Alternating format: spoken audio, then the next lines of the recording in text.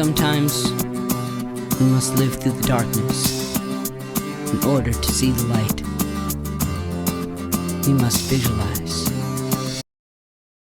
Hey everyone, this weekend I'm going to talk about the time after my transplant and a few of the complications I had.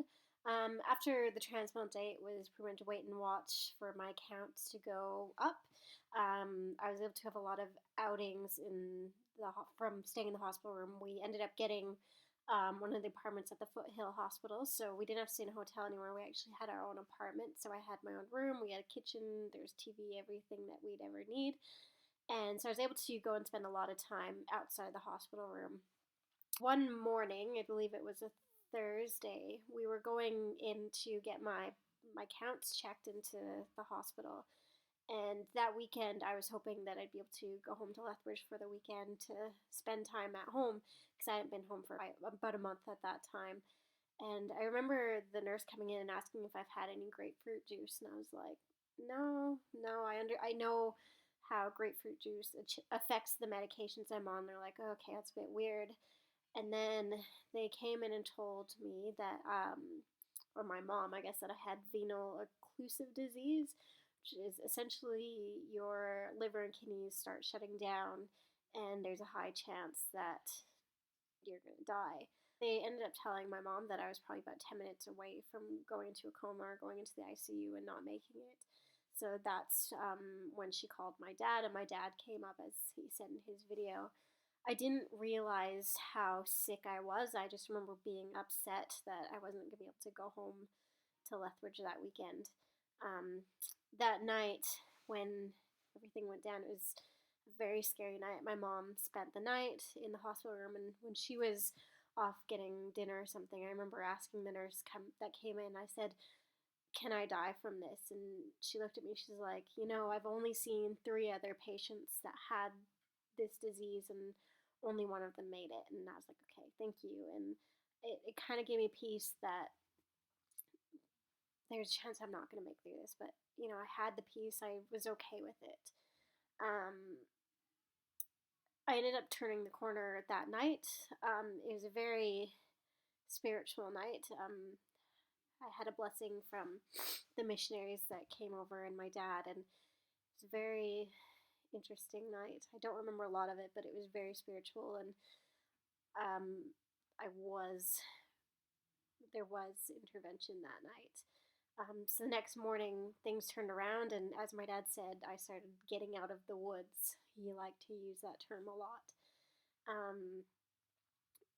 The side effect from getting venal occlusive disease, I ended up getting ascites, which, if you see a lot of those commercials of people in Africa or those little babies with the distended bellies, it's from a lack of nutrition and your belly fills with fluid. And I had that, so here I am, this bald teenager who looked 9 months pregnant, and I learned the pregnant role and all of that, but that was another complication, and the only way to get rid of the ascites was to eat, and to eat a lot, and just really up my calories.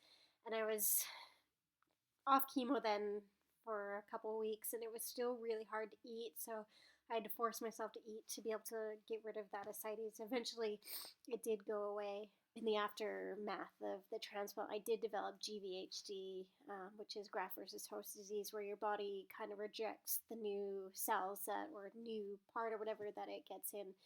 And the main GVHD I had was of my skin and of my bowels, I guess, or my stomach. So I ended up getting really bad rashes all over my body and on my face. And I also had a really hard time with my stomach. Like, it would be upset a lot of the time, and I'd have to be on the toilet a lot of the time. But went to a dermatologist, was able to get the skin GVHD dealt with, and although I still have a very sensitive stomach to this day, I was able to get over that as well. So after the transplant, I did have quite a few complications. I had the venal occlusive disease and I had GVHD, but after it was probably about 3 months total, I was able to be released from the hospital.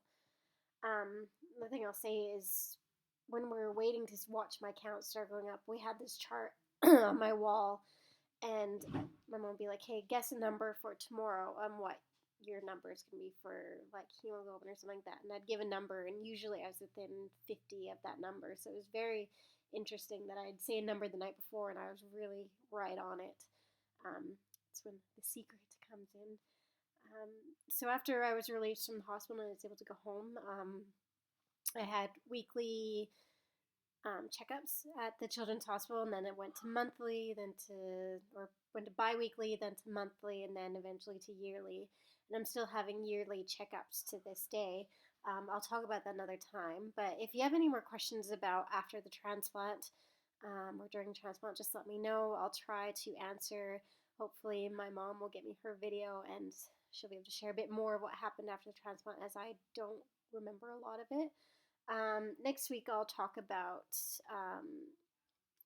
after was in remission for a year and I started having issues with my hip, and we'll talk about that next week.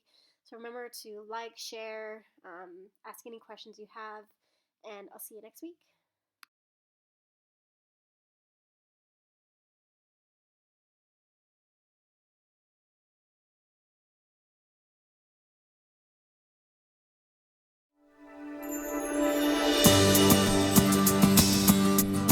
Sometimes we must live through the darkness in order to see the light.